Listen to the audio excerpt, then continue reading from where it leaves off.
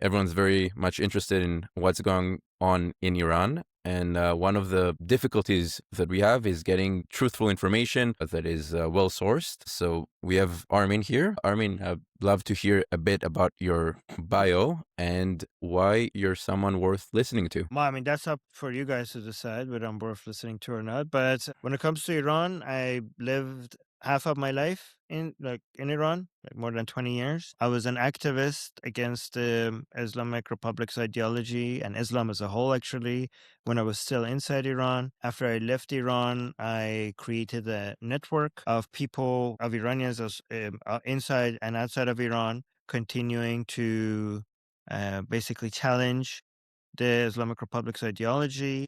I also created this non-Iranian group as well called Atheist Republic, which challenged religion as a whole. It ended up becoming the world's largest atheist community up until Facebook decided to remove our Facebook page. We had had around 2.5 million followers at some point. Why did they But remove it? then I think we're being offensive towards religions, Okay. especially Islam, yeah. It's interesting because we are actually very careful to be anti-Islamic but not anti-Muslim, which is also, I believe, I'm not anti-Muslim, I'm anti-Islam, but I'm not anti-Muslim. So we weren't advocating any form of discrimination. In fact, we believe in Muslims have Muslim rights, having equal rights and everything. We were also fighting against discrimination against Muslims or oppression against Muslims anywhere, like in China or wherever. But we were very aggressively against the ideology itself, Islam as the ideology. So that's why we lost that page. But I've been doing this for more than a decade now. Actually, more than 2 decades now. Constantly, like up until recently, when the internet was disconnected inside Iran, I had I was connected with the Iranian audience and Iranian activists and freedom fighters through my live shows in Persian, and also through our community that we built in Discord, that we had daily meetings in every day. So not only the communication is two-way, so our live shows, people come up and talk. So I'm constantly in touch with many different people inside Iran. I mean, I'm still have some connections inside Iran because some of my friends inside Iran have managed to find internet connection. I just recently got a wave of new people coming back online. For some reason, they managed to find ways to come online. So I got a better understanding of what's happening inside Iran just quite like since yesterday. But not only that, I don't just talk to anti-regime people or secular activists. I had many debates with mullahs, with religious leaders, with regime officials, actually, and former regime officials. I had interviews and debates with people who were handpicked by Khamenei himself, Supreme Leader Ali Khamenei, to be as the head of the Kayhan newspaper, which was the main newspaper and the main media connected to Ali Khamenei. So I had that guy I had many debates with mullahs. The same guy, by the way, is one of the very few people who had met with Mojtaba. I met with monarchists, anti-monarchists, very politically involved. I'm actually known within the political sphere inside Iran. Like, they know me. I'm sometimes quoted here and there. I'm an author. I wrote a book about that is a bestseller, Why There's No God. I've been quoted in many different books. I've been quoted in many different articles, including, like the Wall Street Journal and, Good Guardian, BBC, many places. So many people in both inside and outside of Iran consider what we do important. And also they consider what I say as a source of analysis. People sometimes use me as a source. And given that they use me as a source inside Iran, times I think that people outside of Iran, that should be good enough. Another thing, and this was something that I, as an outsider, so I've been following Armin for basically since the uprising started in December, early January. And what made me really believe that what Armin is saying is true is that consistently his predictions have come true, and he's been way ahead of the curve in talking about if it's fractures within the regime and things that would happen likely, and they ended up being right. Also in terms of what military targets are most likely. So technically, how do you connect with people when the regime shuts down the internet, and how do they communicate with you securely so that the regime won't hunt them down because of your reputation as, I guess, a dissident, or I'm not sure what they call you in Iran? So some of them, very few of them have Starlink. but sometimes some people get online using different tools, but they bypass. They call them filter chicans. They're like VPNs and other ways. Sometimes people, so the internet is not completely a block. Like many pro-regime people have full access to internet, very, very good internet actually, right? And that's supposed to be only for pro-regime people, but pro-regime people are selling them, right, to make a lot of money because internet access is like many people really want internet access. So it's not when something becomes illegal, it doesn't become unavailable. It just becomes very expensive, right? Hmm. So it's kind of like the mafia. Like when you make alcohol illegal, you can still get alcohol. It's just now it turns into an illegal mafia like operation. Now alcohol is just a lot more expensive, right? So internet is like basically an illegal commodity that you just now have to know the people to pay a lot of money for to be able to get access to. So either through some people find the right VPN and the right settings to somehow get connected to the internet, and usually that works temporarily, and then they lose access again because the government finds that loophole and closes it. Or some people just pay a lot of money for those government-approved ways of accessing the internet that are being sold by people who have it. So those are, but the other way is Starlink. And regarding your question regarding how do they make sure that it's safe to talk to you, they don't. They just risk it. It's just a risky thing to do. But it's just like people find some sense of security in numbers, right? So it's because that is basically a probability game, right? So all the people who I talk to who are active could get in trouble, right? And there's no way avoiding it. But usually it's not like the government goes after everybody. The government sometimes picks certain people who are doing these things to make an example out of them to scare everyone else. So you have to get unlucky to be one of those guys, right? Because it's still the number of people who are active is still way, way higher than the number of people that the government picks to punish, right? So it's just a game of statistics, and people are just finding, even though what they're doing is a crime, given the chances of this happening to them is low, they just go with it, right?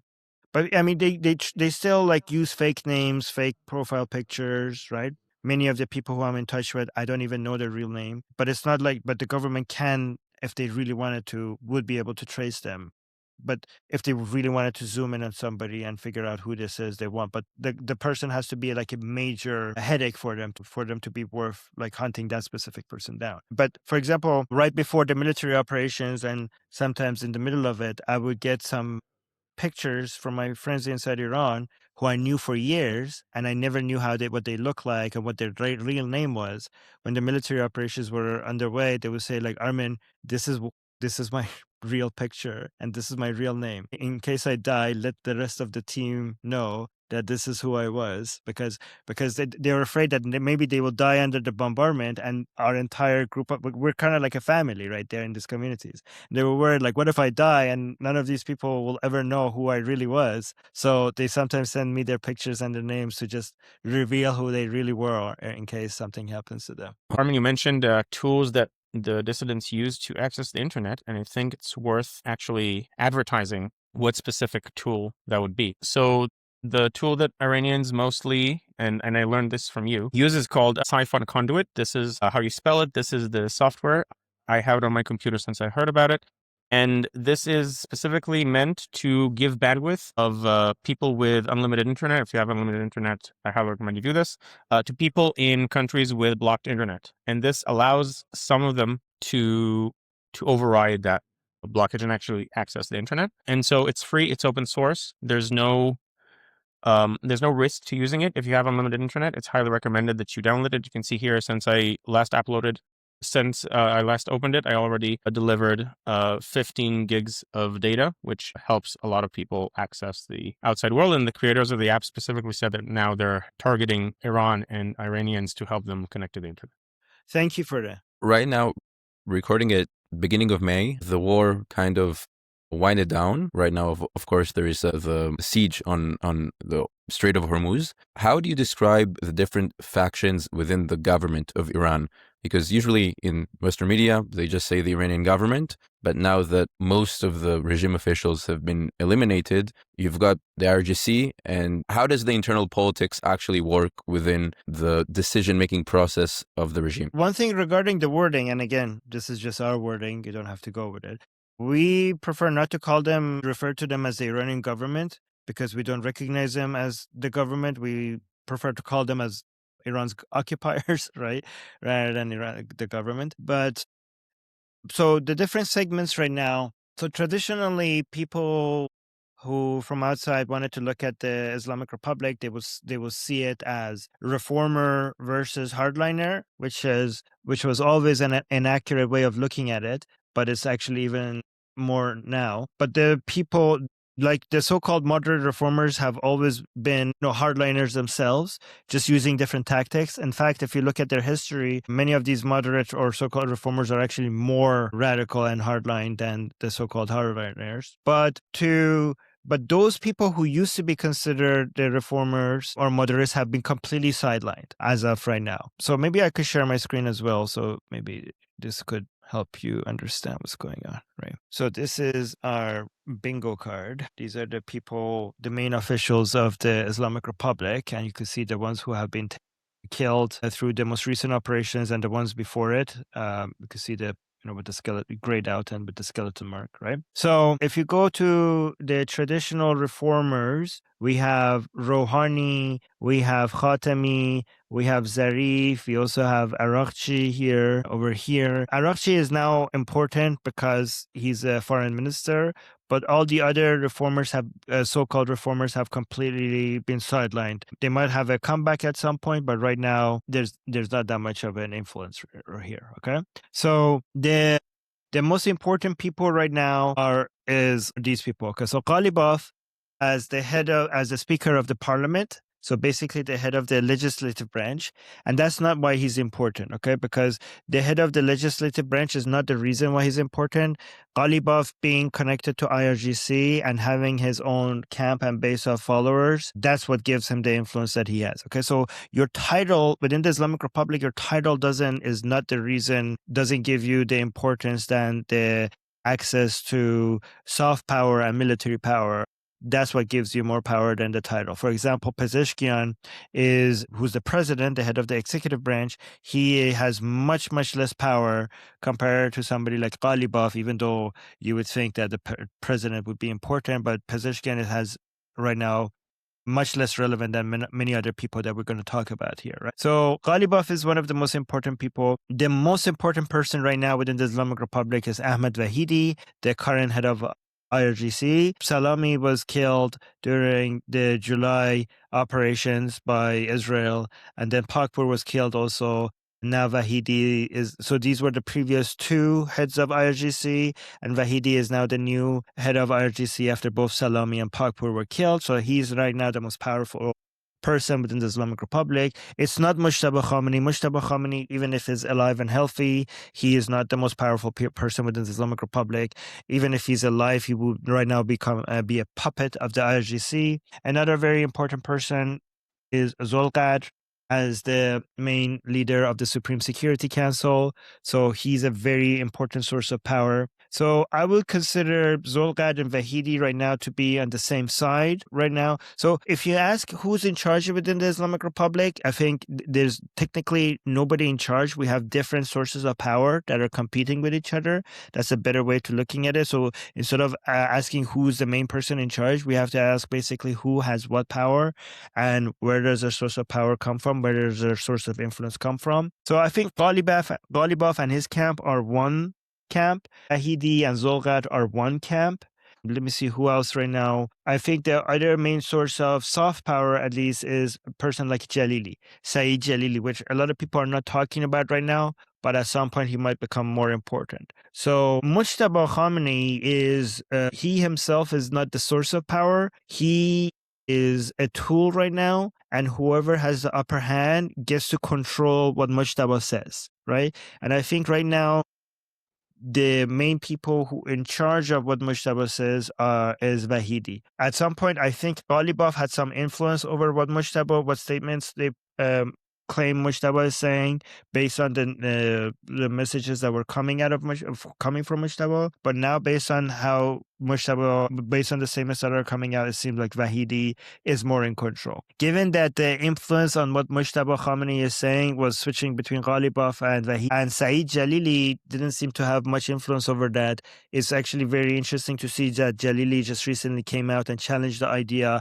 that any of the statements from Mojtaba that are claimed to be from Mojtaba might actually be not from Mojtaba. And he came out and publicly asked for Mojtaba to come out and speak himself to make sure that these statements are not just being attributed to him.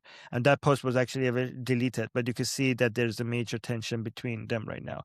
Then so can you say what the tension is about? Well, the tension is about how revolutionary versus pragmatic the Islamic Republic is being. That's what it seems to be about, but what it actually is about is who gets to be in power, right? So these are just tools, right? So again, when I say pragmatic, I don't mean not radical, not hardline. These are all hardline, they're all radical. It's just about the people like Ghalibaf are, so if we wanted to look at these three types of people, we have the Ghalibaf camp, we have the Vahidi camp, and then we have the Jalili camp. So the Ghalibaf would be the most pragmatic-minded, and the Jalili would be the most revolutionary-minded. And Vahidi would be somewhere in the middle. But when I say Ghalibaf is pragmatic, it's not in the sense that he's not a hardliner. It's that he better his understanding is that if we collapse economically, all of this is going to fall apart. Like, we need to be more flexible to the Americans so that the Islamic Republic continue. And the Jalili camp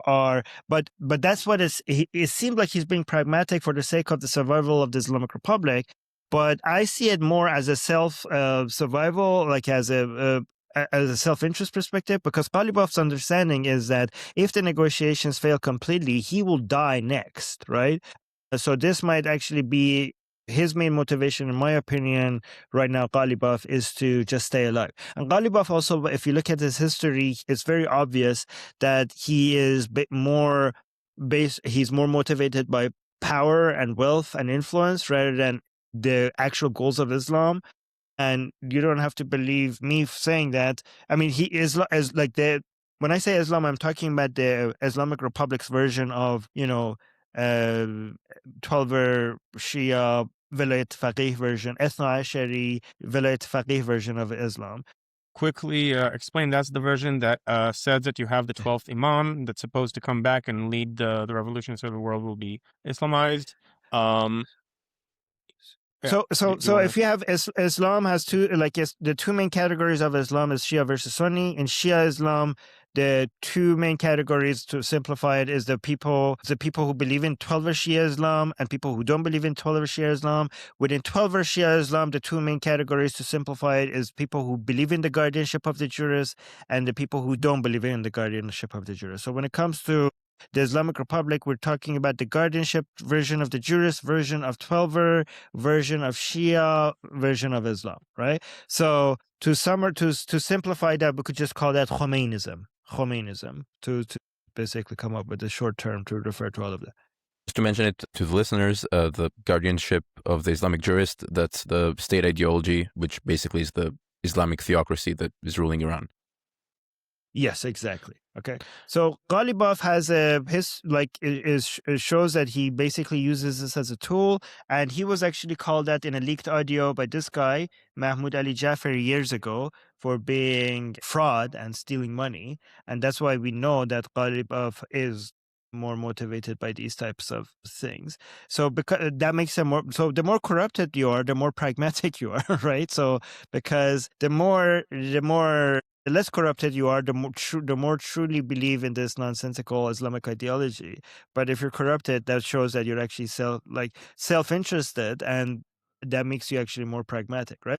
So this is the guy that wants to be the most flexible to the Americans while acting like he's as anti-American as the rest of them. Jalili is part of the Paydari camp.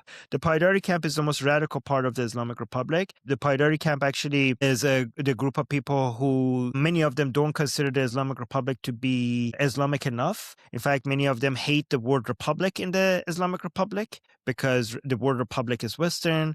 It suggests that we need to have rule by the people instead of rule by Allah, right? Some of them hate the idea that we even have elections, even though it's fake elections, that we have elections. The idea of a parliament is Western. The idea of a president is Western. None of this is Islamic. So the Paydari camp hates that. The Paydari camp hates the fact that we even had internet in Iran connecting the Iranian people to the world.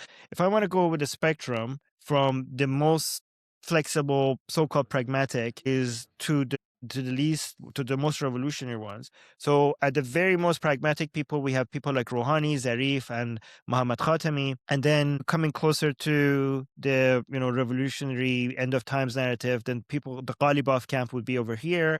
And then coming closer to the revolutionary end of times, Mahdi focused, then we have the Khamenei camp and the people connected to the Beit Rahbari, or the office of the supreme leadership. But even the Khamenei camp on Ali Khamenei and Mojtaba Khamenei are not the most extreme. The most extreme is the Paydari camp, where people like Jalili that I just showed you, and there's so many of these people didn't even want Ali Khamenei as their spiritual leader. Like, not all of them, but some of them secretly believed in this guy Mir Bagheri as their main spiritual leader. But Jalili is part of his camp. Mahsouli is part of his camp. Sabiti is part of his camp. Who else is part of his camp? Nabavian is part of his camp. So these are the people who want the least amount of flexibility to the Americans.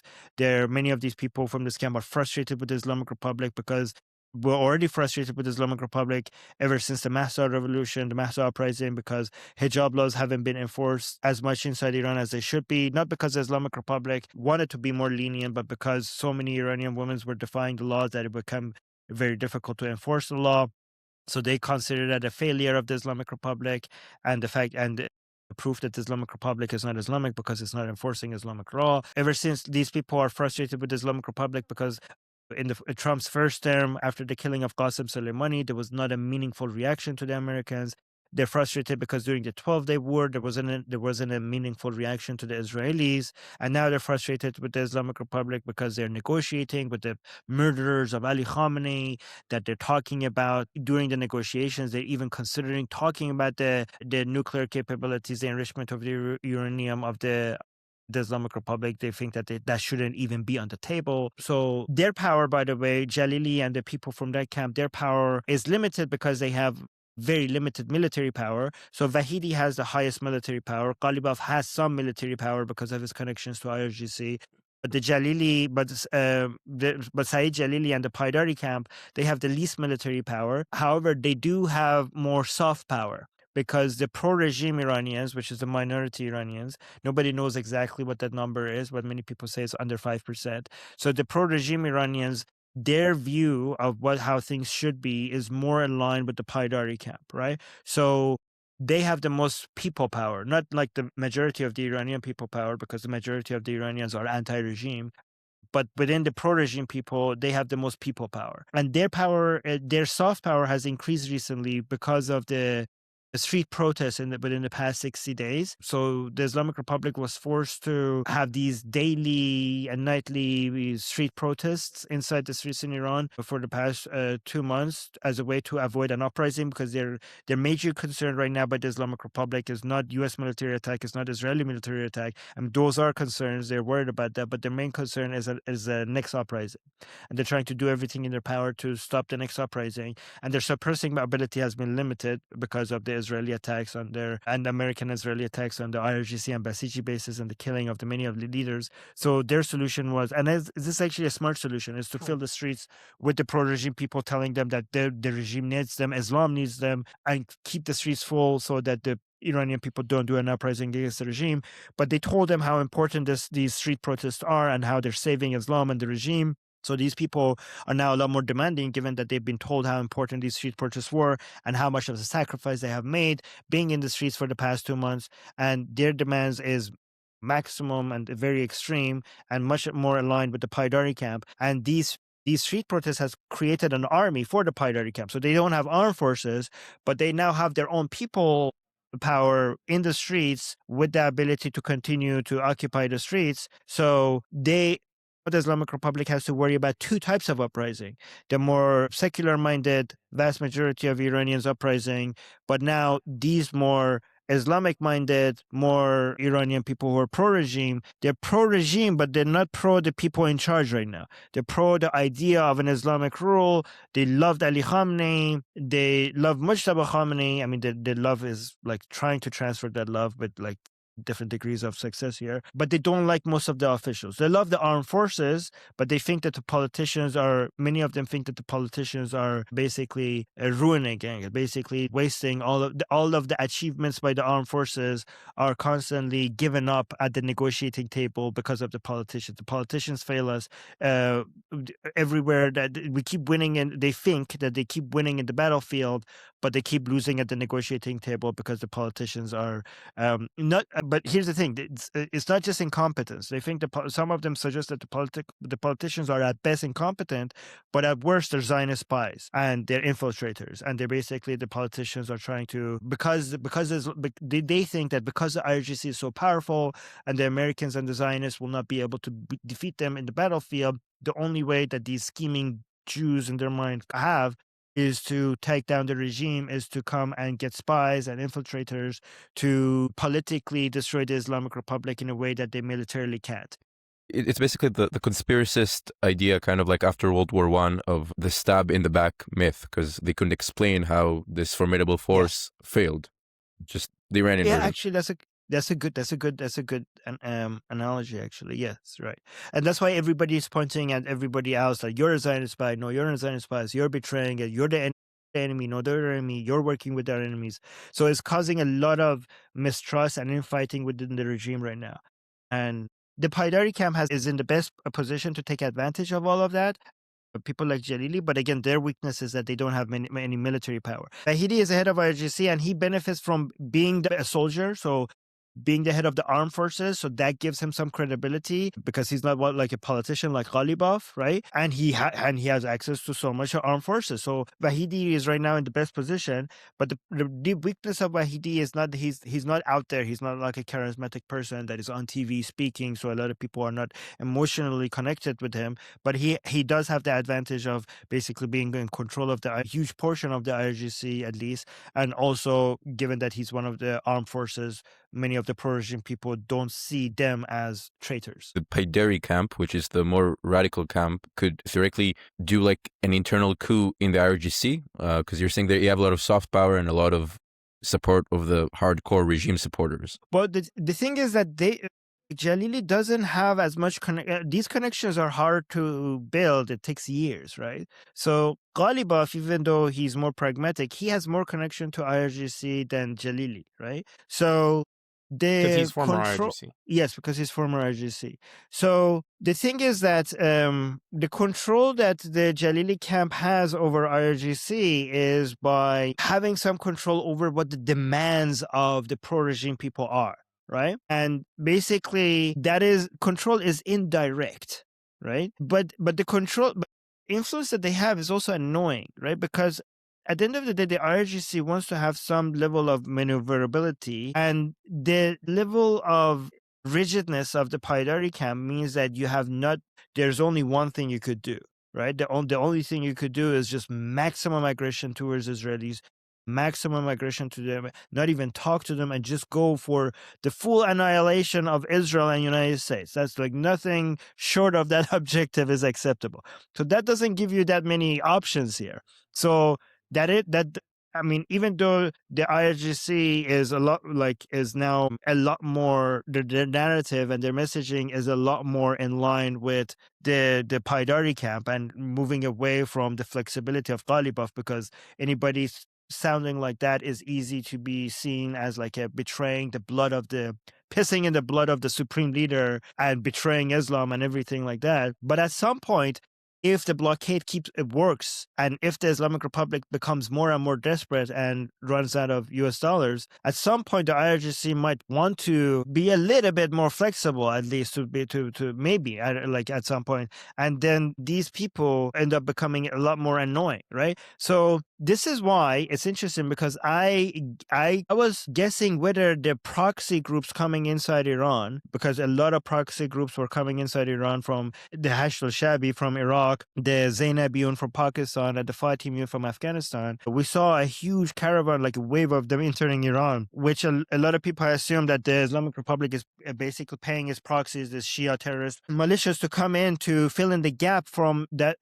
because of all of the reduction in their suppressing ability caused by the Israeli and American attacks. They were there to stop an uprising from happening and basically repeat the massacre that they did in early January. If in Stop case the that uprising of the regime opponents. They thought that they were there to stop the uprising of the regime opponents. So everybody was talking about the fact that these proxies were mostly for stopping an uprising, not mostly, only the only thing that was being discussed, that they were there to kill the Iranian people if the vast majority of the anti-regime Iranians tried again to do an uprising like they did in early January. Okay, but I came up with this idea that maybe they're also there to keep the pro-regime people in check as well. Not just the anti-regime people, just in case the IRGC at some point needs to do something that these people don't approve, to keep them in line as well. And it's interesting because weeks after I said that, and I showed the screenshot of this on our show, in the Telegram channels of pro-regime people, there were people, they ended up thinking, like, what if, because they were becoming so frustrated with the Islamic Republic, the pro-regime people, they came up with this idea that what if these people are also here for us? Like, well, actually didn't say also, they said, what if they're here mostly for us? Like, because they saw the regime moving so much in the direction that they were getting frustrated by, and sometimes they threatened the regime with uprising themselves. The pro-regime people sometimes they threatened the regime with the Paydari camp. The pro-regime people, a lot of them don't, the average people, they don't categorize themselves as the Paydari camp, right? They just see themselves as pro the Islamic revolutionary ideas. The Paydari camp are the politicians. The average person in the streets doesn't say, I'm a Paydari camp member, right? But the narrative of the average pro-regime person who is politically active is closer to the politicians who are consider themselves to be part of the Paydari camp, right? But you don't see like an average person in the street. Like if an average pro-regime person in the street who's complaining about like, what are you doing, Ghalibaf? Like, curse be upon you and your entire ancestry, Ghalibaf. Why are you selling the blood of our supreme leader? If I go to him and ask him like, hey, are you part of the Paydari camp? They're like, what is the Paydari camp? Like, they wouldn't know that, right? So on average, right? But you're talking about citizens who were unarmed, basically just civilians, angry citizens, pro-regime civilians, right? So some of these pro-regime civilians, so you have different levels of awareness, like depending on your political levels of how active you are politically, right? So if you're a politician, okay, you might be part of the Paydari camp, right? If you are an average person in the streets who are supporting the regime or waving the flag, you might have heard from the latest speaker that come and say like, oh my God, Ghalibaf, screw Ghalibaf. And now you're like, yeah, well, screw Ghalibaf. He's with the enemy, right? So you just know that because the last speaker said that. But if you're a person that is like on Telegram, that you're a member of like the IRGC affiliated Telegram account, then you're not an official member of the Paydari camp. But if I ask you what's the Paydari camp, then you would know because you're more politically active and online member of different groups and stuff. So it's a different level of awareness based on the different level of activity that you have, right? But what I was saying is that in that Telegram account, you could see the comments. Some people were saying like, I think these proxy groups are here for us, right? Like not the anti-regime people, right? So that was interesting that they were thinking the same thing that I was thinking. So this is the dynamic. If I was Vahidi, I would do that. Like I would try to come up, have plans in place, protocols in place for what to do if at some point I need to do something that the pro-regime people wouldn't like as well. Because I came up with this idea of a double uprising. If at some point the Islamic Republic, whoever has the upper hand, has to capitulate to the Americans, then the situation will become very unstable, because at that point the regime has decided to go with the revenue becoming more important than the revolutionary ideology. So this is what you have to decide as the Islamic Republic. What is keeping me in power more? Is it my soft power, or is it my revenue? Because I can't pick both. I have to decide. I have to lean into one of these two more. Because if I decide that it's the revenue that I'm making, that I'm paying my armed forces, that's keeping me in power, then at some point I need to capitulate because the blockade is killing me. But if I decide that it's the loyalty of my followers that is keeping me in power, and if I lose that, they will stop fighting for me, then I have to basically not give in to the Americans and double down against my resistance against the Americans, right? But the in-between solution is to replace my fighters, basically capitulate to the Americans and realize that many of these people will not support me anymore, but it's okay, because the Shia proxy groups are, even though they care about me being Shia and all of that, but they're not this picky regarding my positioning. They just shoot for dollars, right? So you're outsourcing, basically. You're outsourcing to foreigners.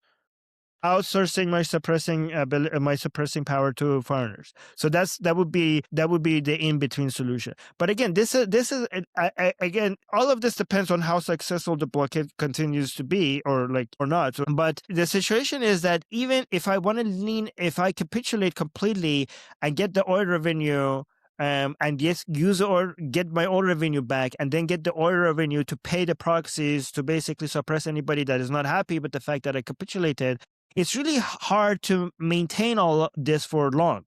For you to be a tyrant, you need some level of support, right? It might be possible to rule over in a country with 5%, 4%, I don't know, maybe even 3% support. But it's really hard to rule over an entire country with close to 0% support. So if your last remaining 5% support turns against you, it's really difficult for you to continue ruling over an entire country where everybody, both the anti-regime people and now the pro-regime people, are against you. And here's a threat that I've been hearing from pro-regime people against the regime for many years. This is not new. We have been seeing this for years now, right? And it's just now getting more and more and more. With each failure and weakness of the Islamic Republic, this is just becoming bigger. But many years ago, I saw some pro-regime people saying that you shouldn't be afraid of those pathetic, weak, gay, and secular, irreligious uprising of the people. They don't know how to fight. If you slap them, they will go home. When we come into the streets, we will wear our shrouds. Is that what it's called? Kafan push miyam to khibum, which means we will come out into the streets basically with what you wear when they put you into the grave. We will wear that because we're ready to die. Because they're saying the anti-regime people, they want to live. They're afraid to die. We are not afraid to die. When we come into the streets, that's what you have to be afraid of. So sometimes they're pro-regime, but sometimes they threaten the regime like that. We're Islamic. We know how to fight. We've been in war. They haven't. So you should fear us even more. So this is the idea of a double uprising. If the Islamic Republic capitulates too much, we might get to a position where they have to worry about two uprisings by the anti-regime people, the 95%, let's say the 95% anti-regime people, but also the 5% currently pro-regime people. So talking about uprisings, let's say I nominate you, become advisor to President Trump, and given this entire dynamic, your goal is to basically make the regime collapse. How do you see that happening? Because first of all, the regime has the weapons, the people don't have the weapons, but you've got different factions, as you described, within the regime that can fight each other, and maybe through the mistrust, that's how regimes fall. So how do you see this playing out in terms of regime collapse and under this economic strain that the regime is facing right now? First of all, I will kill Mojtaba, not because he's a main source of influence, but because that would be humiliating and embarrassing and major demotivation for the pro-regime people. The blockade, I will make sure the blockade is airtight, right? Make sure I continue doing that. But most importantly, I will start arming the Iranian people with liberate just one city, Bandar Abbas, in southern Iran. I wouldn't have to invade the entirety of Iran. I would just liberate Bandar Abbas for the sake of, and the argument for that is that would liberate the Strait of Hormuz, because Bandar Abbas is right next to the Strait of Hormuz, right? So I don't need soldiers, boots on the ground to basically go invade the country. Just one city, Bandar Abbas, right? And then after I liberate Bandar Abbas, I Do will. you think that would require boots on the ground? That would require boots on the ground, right? But to a much limited degree. But who do you give the weapons to? Well, Right. that's what I'm getting at, right? So, because if you want to, like, a lot of people are like, oh, why don't you just drop weapons inside Iran? Well, because you don't know who you're arming. First of all, if you drop weapons inside Iran, you're probably arming the IRGC because they have the upper hand. They will be able to get those weapons before anyone else, right? And even if you want to give it to whoever you want to give it to, you have to make sure it's the right people. So once you liberate Bandar Abbas, you turn that to a base of operations, and then you put a call out for Iranian people who want to be freedom fighters, who want to liberate their own country. We're not going to liberate your country. You can liberate your country. If you want to liberate your country, come to Bandar Abbas and then do three things: vetting, training, and arming. Right? So you need to vet them with the help of the Iranian people that you already know and trust, with the help of the Princess of Pahlavi and his team. You will vet the people who you are arming to make sure that you're not arming the wrong person. And then you train them for a few months, and not just train them on how to use guns, but also on how to use drones. Drones is very important here, right? And the training process, I think, could be done with Ukrainian soldiers, because we already have precedent for this. This is not like an imaginary, like, naive thing that we're just coming up with, because everything you want to suggest, you need to have examples of it working so you could know that this is actually feasible. And this actually happened in Syria. Ukrainian soldiers trained the opposition against Assad on how to use drones, and for a few months, and it was very effective. It was very effective against Assad. So we could actually do the same thing in Bandar Abbas.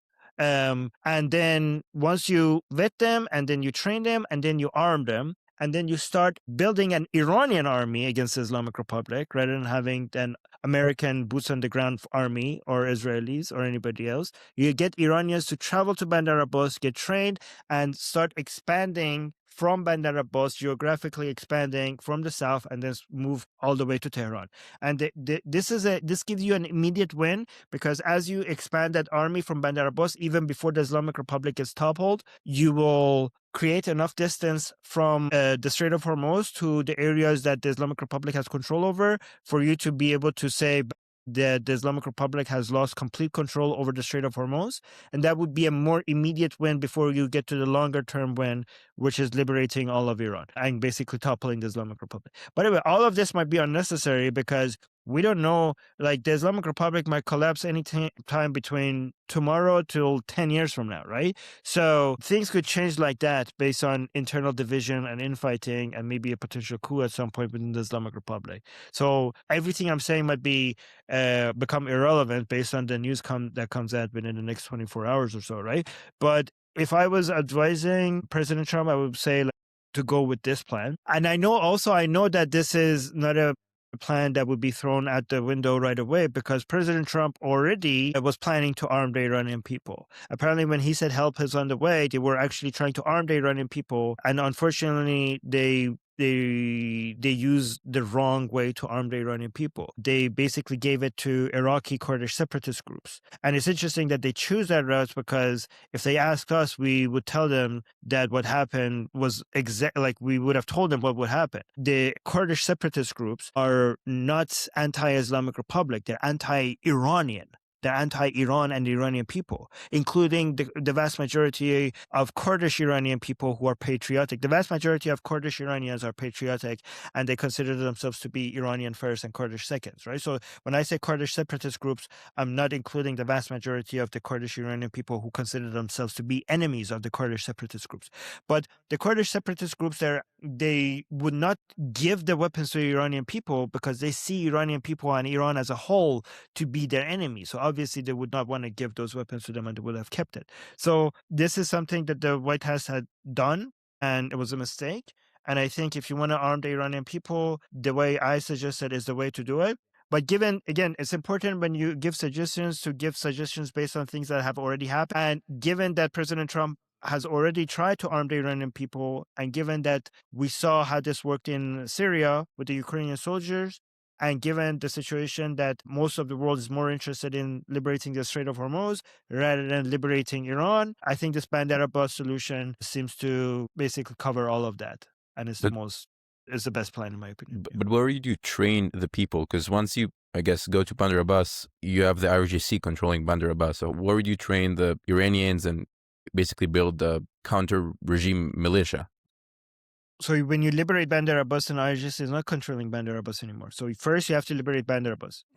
By the way, one thing I want to mention that all of IRGC headquarters are in Tehran, except the IRGC's Navy headquarters are in Bandar Abbas. So liberating Bandar Abbas also destroys the base of operations for the Islamic Republic's Navy as well. So when you say liberate, it means American or Israeli or Western troops occupying Bandar Abbas and then getting the weapons to Iranians. That's what you mean by liberating Bandar Abbas? Yes, and that's also not like a pie in the sky kind of out there suggestion, because we just saw that Admiral Cooper and General Kane, when they came to President Trump and gave him 3 suggestions for military operations, one of the 3 was ground operations to basically take over some islands or maybe some areas close to the Strait of Hormuz, right?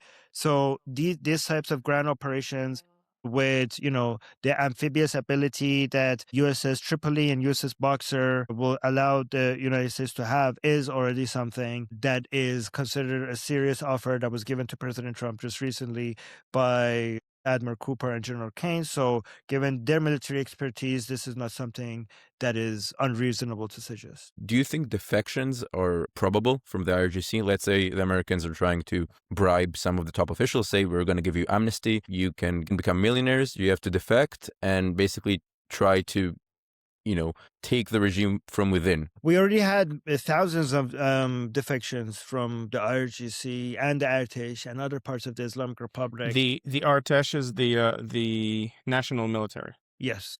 So Prince Reza Pahlavi had this framework, had this platform for people within the Islamic Republic to come and defect from the regime and join his side, and he already had many people from the regime, including IRGC, defecting.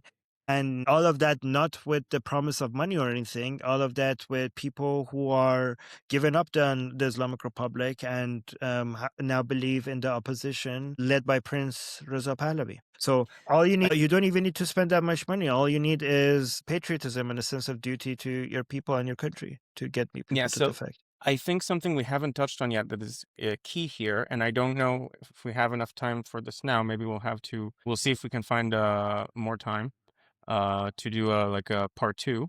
It's important to understand the level of support that Prince Reza Pahlavi has inside Iran, and what the effect was of the January massacre, where at least 40,000, likely much more, Iranians were shot down in 2 days.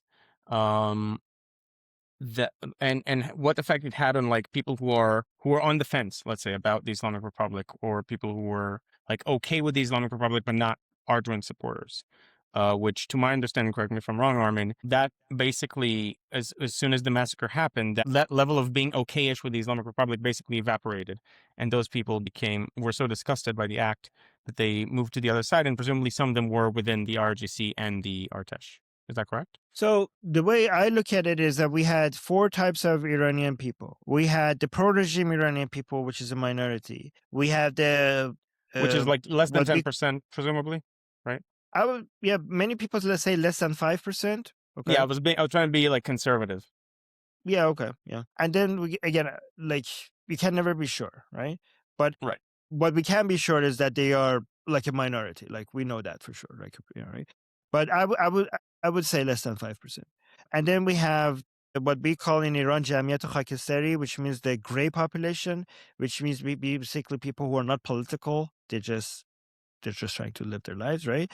And then we have the anti-regime people who are not revolutionary, and the anti-regime people who are revolutionary. meaning that people who are anti-regime and they want to do something about it. So these are the 4 types of people that we have, right? So over the years, more people, because of the difficulties that they have with the Islamic Republic and all of the things, all the crimes that the Islamic Republic commits, they are moving from the gray population to the anti-regime non-revolutionary, and more people from anti-regime non-revolutionary to the anti-regime revolutionary, right? So I would say what the early January massacre did is it moved more people to both being anti-regime. I would say that the gray population is now at its minimum. Like, it's hard to find people who don't have an opinion against a strong opinion one way or the other, one way or another about the Islamic Republic, right? Like that is a minimum. It's just a different. So I think that was already the case before the early January massacre, like that. But I think what the early January massacre did is that it moved people from being anti-regime and not doing anything about it to being anti-regime and wanting to do something about it. Like, it created so many more revolutionaries. That's what the early January massacre did. And one thing that is very clear is that all of the vast majority of the revolutionary force against the Islamic Republic believes in the leadership of Prince Reza Pahlavi.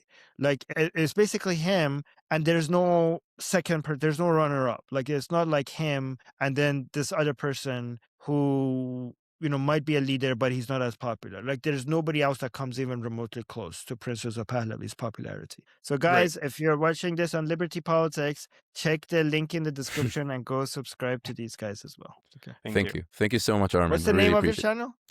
Well, you're actually going to be our guest star, but we thought about the name Above the Noise. So okay, Above the Noise. Go subscribe. Yeah, to we're going to be our first episode. Thank you, Armin. Great. But it's an honor to be. Thank you. Okay, that was very informative.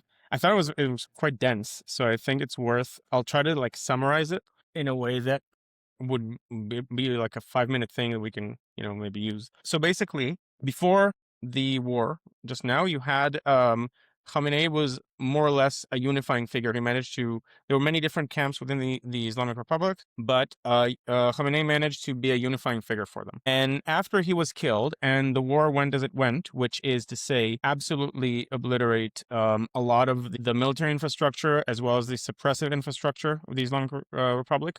So you had the IRGC bases and you have the Basij, which Basij is like a volunteer paramilitary group. Yeah. Full of so we talked about the Paydari camp, full of like the staunch ideological supporters of the regime who effectively sometimes worked as a morality police, and since the uprising have been used as a suppressive force, they put them in the intersections in Iran to prevent people from coming out and to scare them. So we being Israel and America destroyed a lot of their infrastructure, they had checkpoints with people. We sent drones and hit those checkpoints to make it easier for the people to rise up when the time comes. And from the get-go, after the massacre in January, a lot of people actually refused to go to work from the IRGC and the Basij, refused to do their job. And so that's why when originally they had to import people from Iraq as mercenaries. And that's it. And now you have the blockade preventing the Islamic Republic from getting any sort of finances. And so now they're in a problem, because they're losing and they're sinking. And then but at the same time, they don't want to capitulate to the Americans' demands, which are essentially total surrender. We don't know quite what's going on there, but based on the leverage points, I can't imagine it's anything but total surrender. And so you have several camps. You have the quote unquote moderates. They're not moderate, but they're more pragmatic in getting their radical ideology through, which are which is called reformers. And over history, these reformers have been used as a way to capitulate by Khamenei when necessary, to make concessions, and then you can blame them and say, oh, it's the reformers who did this. And that's sort of their role, to take all the bad baggage from the population, because the population is very radical. They think Allah is on their side, and they just need to keep fighting until they win. But those moderates now, those, again, quote unquote moderates, those reformers have basically no power left. They don't have support. They don't have, they have nothing. Then you have Qalibaf, who is I think he's the head of the parliament. He's a former member of the IRGC. Speaker of the parliament. Speaker of the parliament, thank you.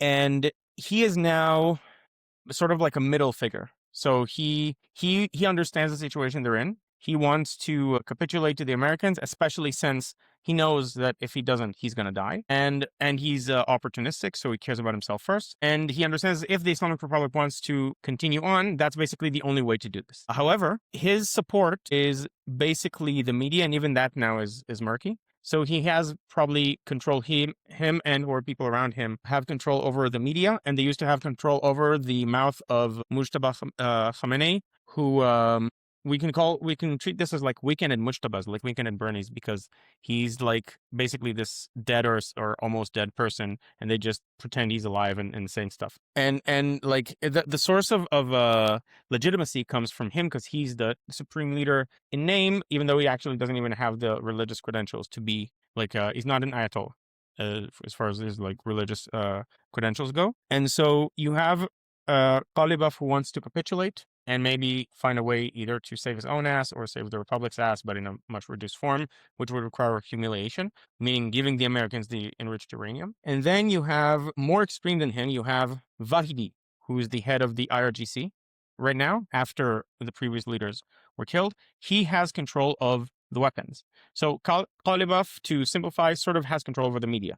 Vahidi has control over the weapons, and he doesn't want to capitulate because he also believes they're winning, and he's a hardliner, but he's not as ideologically like out there and in fervent, his beliefs. Yeah, as the third camp that is left now, which is the Jalili camp, which is the let's make Islam 7th century again, basically. And he has the people power. He has the support of the people, not in him as a figure, but in the ideas that he's trying to put forth, which is we shouldn't even be a republic. We should be completely Islamic in as fundamentalist a sense as you can possibly imagine. And so the 5% or so of the population that supports the Islamic Republic basically agree with him in their positions, and he has the people power. Ghalibaf has the media power, even though that is now changing, and Vahidi has the military power. And so now there are internal fights over who controls what, and it seems as though, based on the changes in media and the changes in the messages that Mojtaba has been putting out, it seems as though Vahidi is consolidating power behind the IRGC. And so Ghalibaf there are rumors that he's in house arrest right now. And that means that basically there's no chance of the Negotiations succeeding? Yes, giving Trump what he would need as a minimum to end the operations. And so regardless of what his motivation is, I personally think that he does want actually to help the people. I won't get into why I actually think that he wants to help take the Islamic Republic down completely and actually give the people the chance to build a democratic country. But that's probably something we should talk to Armin about next time. I just want to ask you, Guy, you said that the media messaging has changed, which suggests that Vahidi is getting more power. So how did the Iranian media machine change in its messages? So at first, they were very strongly for negotiations. And like winning, they framed it as winning the battle through diplomacy. We had the military campaign. We wanted the military campaign. Now we need to win the diplomacy campaign. But over the last, I would say, week or so, it seems as though there are messages from within, and it's also different media outlets have different agendas. But it seems as though there has been more anti-negotiation messaging within Iranian media. Is it messages to the Iranian public or to the Western international internal Iranian media, internal state Islamic media. Republic, state media, exactly. So you're talking about like Mir Agency, Fars, Tasnim, like all those. Yes.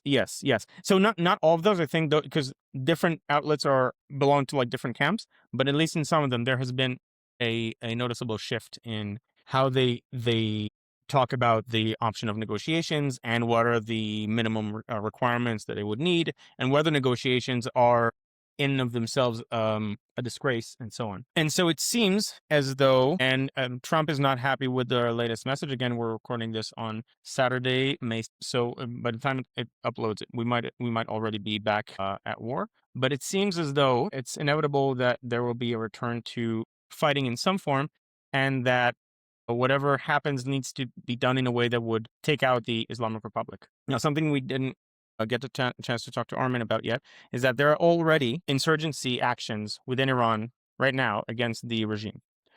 And so you have some trained fighters, some that follow Pahlavi, who are, it's called the Immortal Guard. We're not sure how exactly they're trained, because obviously a lot of it is in secret, but they have done some guerrilla warfare against regime forces, against Basiji bases, against IRGC bases. Is it known so if on. they were trained also by like the state? They were like in Artash or in IRGC? No, I mean, I don't know. It seems as though they got at least some independent training,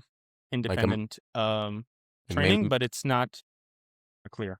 Like maybe training by CIA and Mossad or some other intelligence agency. That seems to be what's going on. And they have been taking the fight to the Iranian Republic, the Islamic Republic, sorry, and the taking over one city is one option.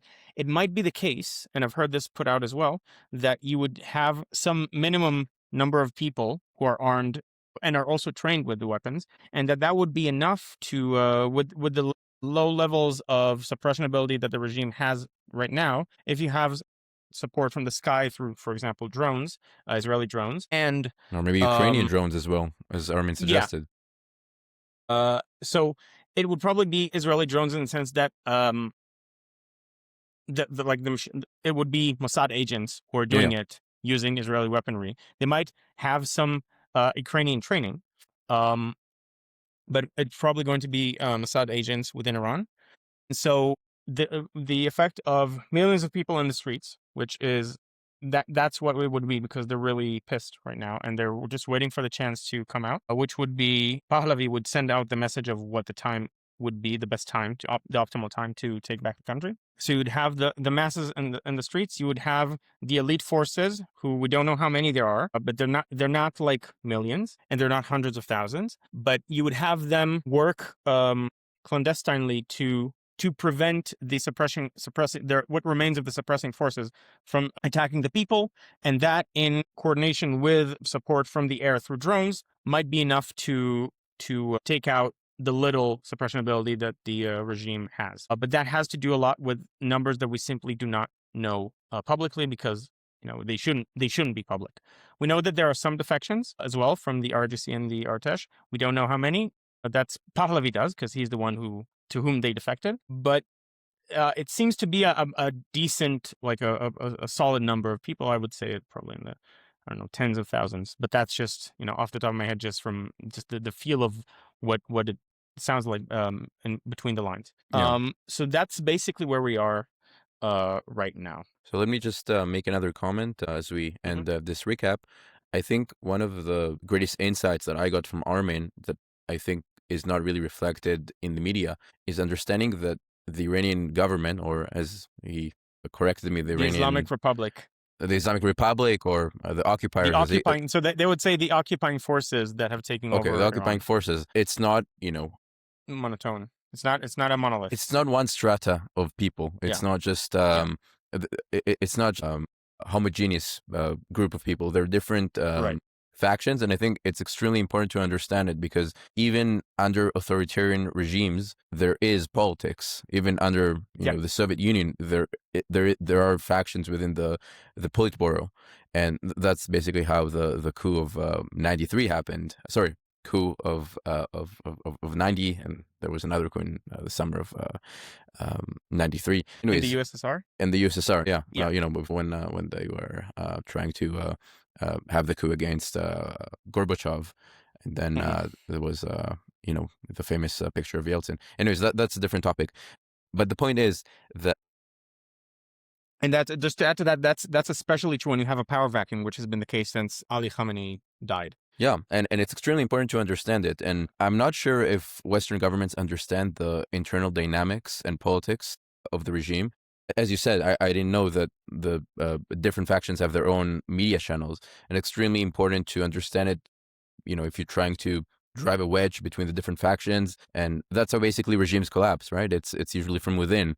It's the economic crisis causes people to either defect, or, it changes their calculation for the day after. I really hope that policymakers take that into account I'm not sure how much they understand it, but we'll have to see. And I hope we get more analysis and deeper insights from people like Armin in the future. Right. And so I think that at least two people understand the internal dynamics. The people with the most high quality intelligence about what's happening within Iran, which are President Trump and Prime Minister Benjamin Netanyahu. Based on their actions, it seems as though, even though they have had some missteps, they do seem to understand the internal workings. Now, I don't know if this was intentional, but the negotiations by Trump are absolutely destroying the Islamic Republic from within. Like this started this level of conflict being as public as it is, and they can't hide it. And they're putting out messages like, "Oh, we have a lot of unity. Look at how unified we are," which you always do when you have nothing to hide and you're obviously actually unified. So that level of internal fracture that they're now trying to put out started because of the negotiations with the Americans in the desperate state that they're in right now. And you saw it with the foreign minister tweeting about opening Hormuz, and then you saw the IRGC basically calling him like an idiot and Yes. I guess contradicting him. And I think that proves that there is a strategy, against all the tropes that this war has no plan, no strategy. You do see that the war is basically incapacitating the Iranian regime. So I think it's worth keeping in mind. And I'll go on record as saying that I think the goal is to actually cause the collapse of the regime and the rise of Pahlavi through, it doesn't have to be Pahlavi, but it's going to be Pahlavi because he's the most supported within Iran, but making Iran back into a secular democratic state. So I'll go on record saying that is, I think, one of the goals. And I'll also go on record saying that I think it's going to be achieved within the year, let's say. Okay. So thank you, and keep following for more, and we'll hope for many more episodes in the future. So thank you.